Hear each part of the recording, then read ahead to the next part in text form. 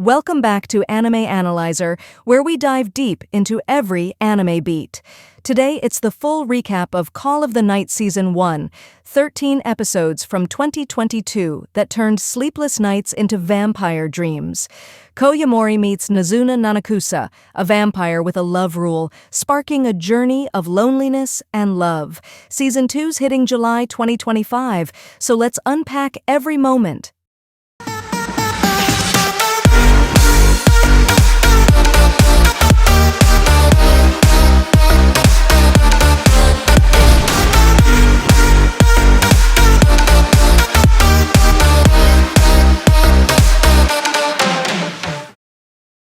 After rejecting a classmate's love confession, 14-year-old Ko Yamori becomes increasingly depressed. Unable to sleep at night, he takes to wandering the streets at night. He meets with a beautiful girl named Nazuna, who identifies his nighttime restlessness as lack of satisfaction with life and decides to help him find it again. Taking him to her apartment to sleep, she insists they share a bed. Nervous, Yamori pretends to be deeply asleep. Nazuna reveals herself as a vampire and sucks his blood, finding him to be unusually tasty. Yamori confronts her, but she assures him he will not become a vampire, as the only way for a human to become a vampire is to fall in love with a vampire and then have that vampire bite them. Yamori, unable to face returning to normal life and believing he has found something to finally excite him, he asks to spend more time with Nazuna, with the goal of falling in love so he can become a vampire as well. Nazuna agrees to spend more nights together in exchange for his blood. Nazuna once again embarrasses Yamori when she explains her blood drinkage is basically the same as having sex. However, Yamori reiterates his desire to become a vampire. He then embarrasses Nazuna when he offers some of his blood. The next night, Yamori becomes jealous when he discovers from Nazuna that she does drink blood from random people. As such, he offers to exchange their contact information, but she tells him she does not have a phone. Afterwards, she gets ready for sleep and invites a nervous Yamori to join her. He initially refuses to let her drink his blood, but he lets her after she admits that she had actually been looking for him that night. The next night, he gives Nazuna a wrist receiver to communicate with him. Yamori then tells her from afar that they act like a couple, embarrassing her. Later that night, while asking himself where Nazuna might be, the other transmitter in his wrist receives a signal, just as another girl, who has the other receiver in her wrist, appears beside him. Akira Asai tells Yamori about how she waited for him to contact her, but he never did. Nevertheless, she tells him that she is happy to see him. The next day, Nazuna teases him about leaving to see another girl, but his reaction confirms her suspicion. After leaving, Yamori meets with Akira, but Nazuna appears and teases them. Nazuna then proves to Akira that their relationship is merely physical when she drinks his blood in front of her. In a cafe, Yamori tells Akira that he allows Nazuna to drink his blood due to his dissatisfaction with school. She tells him that she feels the same and asks him to return to school with her. After Yamori asks Nazuna if she is angry, she leaves upset. Yamori trips on some stairs and then calls Nazuna, apologizing for seeing Akira in secret. However, Nazuna appears and tells him that she was worried they would see each other less if he returned to school. Yamori tells her that he was unable to tell Akira that he cannot return to school due to his dream. A relieved Nazuna then drinks from the wound in his mouth before jumping away, leaving him speechless. While he ponders about what happened previously, and after witnessing a couple kissing nearby, Yamori assumes that he has already fallen in love with Nazuna. After she finds him, Yamori eagerly lets her drink his blood, but after he does not transform, Nazuna explains that he is confusing love with lust. After they both reveal it was their first kiss, Nazuna believes kissing is something friends do. The next night, Yamori invites Akira to hang out at Nazuna's apartment. There, they play video games as Nazuna offers kisses to whoever can beat her. A flustered Akira discovers of Nazuna and Yamori's kiss and tries to dissuade him from falling in love with a vampire. After they play a dating sim, they lie down to sleep, despite Akira feeling weird with all of them sleeping in the same bed. After Nazuna explains their mutually beneficial relationship to Akira, Yamori finally tells her of how he will become a vampire if he falls in love with Nazuna. After Nazuna falls asleep, Akira tells Yamori that they can still be friends even if he becomes a vampire. Nazuna ends up in a bathhouse, where she instructs the clerk to alert her if her wrist receiver begins beeping. She bolts out of the bath when it does, meeting Yamori outside wearing nothing but a long jacket. After he has taken a bath himself, Yamori begins experiencing new feelings due to Nazuna's new look. After she drinks his blood, they decide to rest. But unbeknownst to Yamori, they enter a love hotel. There, Nazuna explains that she can make an idea about what a person is thinking due to the taste of their blood, saying that she teases Yamori's emotions to get more taste. They then head to her apartment, where Nazuna reveals she runs a home massage parlor. She massages Yamori free of charge, but focuses in the more relaxing pressure points of his body before trying to drink his blood. However, they are interrupted by the arrival of a client. Yamori is forced to greet her, and after he finds Nazuna playing in her room, she promises to give him a kiss as a reward for attending her in her place. Kiyosumi Shirakawa recalls the first night she took Nazuna's massage services. Back in the present, Yamori undertakes her massage. After learning his age, Kiyosumi asks him his motivations, and he explains he got fed up with school and just wants to enjoy his nights. Kiyosumi then suddenly realizes how she is genuinely unhappy at her work and breaks down crying. A worried Yamori then refuses to let her answer a call from her boss, and to make her feel a near-death experience thrill, he has Nazuna throw her from her window, saving her just in time. He then takes her to walk down the middle of the street, from which she gets a sense of freedom. She thanks Yamori for alleviating some of her stress and encourages him to achieve his goal. Sometime later, they attend a night pool resort where Yamori angrily pulls Nazuna away from two guys hitting on her.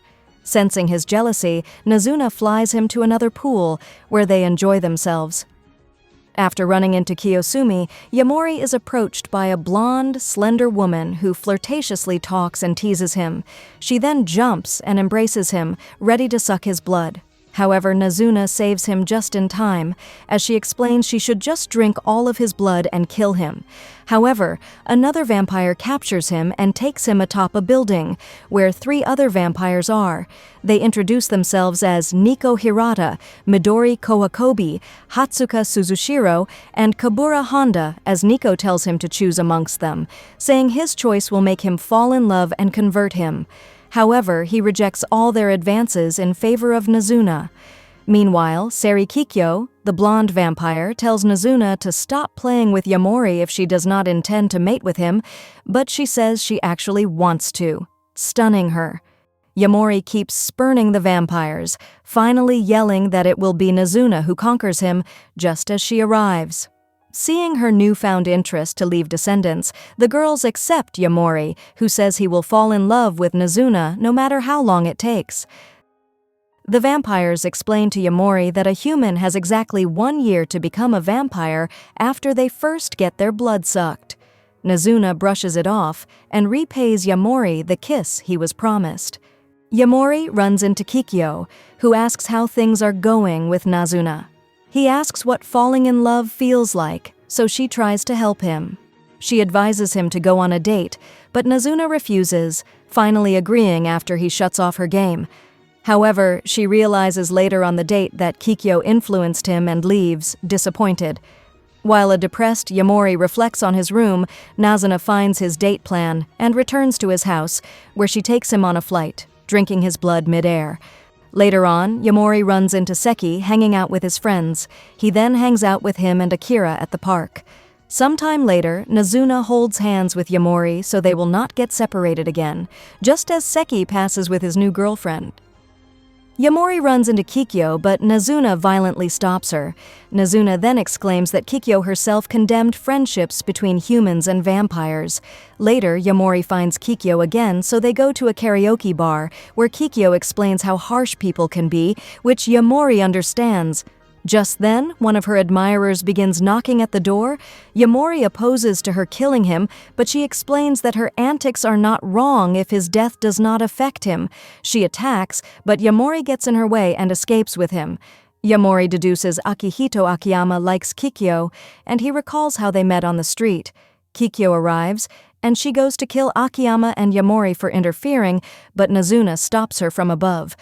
Akiyama reveals they used to be friends, but he accidentally fell in love with her. Kikyo confirms this and agrees to never see Akiyama again. However, she breaks down crying. Akiyama then offers to become her progeny, to which Kikyo agrees, converting him. Midori needs to find someone to work a shift at the vampire-themed maid cafe where she works, and ends up convincing Nazuna to do the job while she is out on another stroll with Ko. Ko decides to stay at the cafe as a customer and is served by another waitress named Arisa. As Midori plans to post photos for the cafe's social media, she notices several creep shots of Arisa uploaded to the same folder and asks Ko to help her find the culprit. Ko and Nazuna spend some time surveying the scene, trying to figure out how the voyeur could achieve the angles featured in the photos.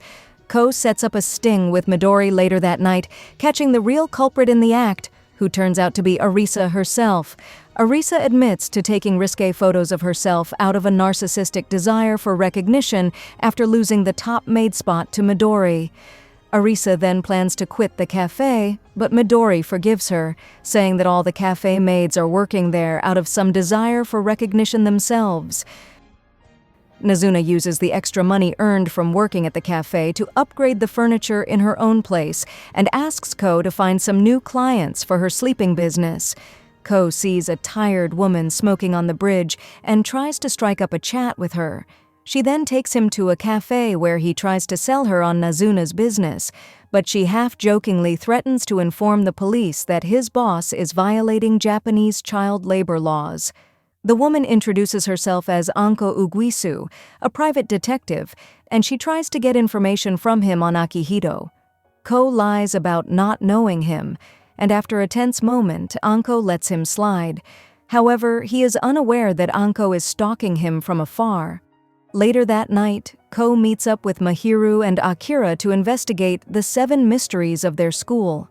Most of them are either non-existent or have mundane explanations, but while checking a haunted classroom, they stumble upon an old man who pounces on Akira and tries to drink her blood. At the other end, Anko shows up and lets him die as a human, letting him turn to ash as the morning sun shines through the windows of the hallway. Ko asks why she could not let him perish in peace, and Anko chastises Ko for being naive about vampires. Ko, shaken by the incident of the previous night, reconsiders becoming a vampire. Nazuna, noticing Ko's discomfort, assures him that the starved vampire at the school was not a typical case.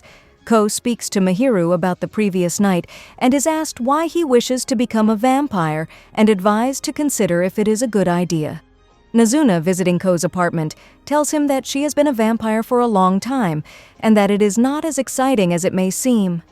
Unsure what to do, Ko meets with Ugisu seeking counsel. Ugisu says she is opposed to Ko becoming a vampire, as she believes that vampires are a threat to humanity, and presents him with an ultimatum, demanding that he promise to abandon his hope of becoming a vampire. Ko staunchly refuses to comply with Ugisu's demands, insisting that not all vampires are bad. At this, Ugisu calls the police and reports Ko for breaking curfew.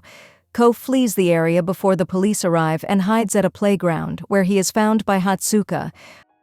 Hatsuka takes Ko to his place and lets Ko sit in a chair while Hatsuka takes a shower. When Hatsuka asks Ko for a towel, Ko discovers that Hatsuka is actually male. Meanwhile, Nazuna thinks that Ko does not want to become a vampire anymore and asks Nico and the other vampires to let him live. Nico is furious that Nazuna wants to let him break their deal and smashes the table, then threatens to kill Ko herself. Hatsuka offers to turn Ko into a vampire himself after seeing a picture of the smashed table, saying it would be the quickest way to ensure both Nazuna and Ko's safety. Though Ko feels a slight attraction to Hatsuka, he declines, saying that he wants to be turned by Nazuna, even though there might be consequences for them both. Ko runs away and decides to look for Nazuna on his own. Ko finally reunites with her at the vending machine where they first met. Nazuna quietly promises to become a vampire worth falling in love for and kisses him.